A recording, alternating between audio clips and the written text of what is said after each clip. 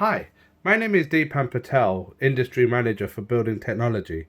In this video, I'm going to explain the electrical differences you get between our digital 24-volt DC input and output modules. Syncing or sourcing, also known as PNP or NPN, refers to the way the module reads the signal. In front of me, I have a 8-way digital PNP input module.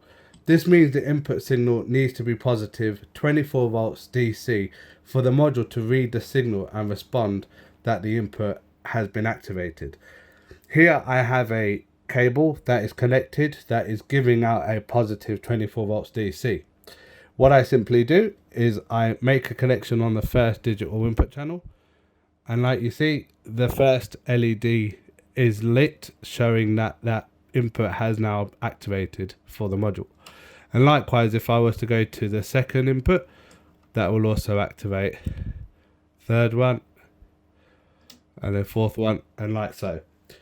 The NPN is basically the reverse of that. So therefore, meaning that the module is a negative input required. Inside the module, there's a positive circuit. And if you had a output module, the output would be a negative signal. So likewise, there's a PNP and NPN.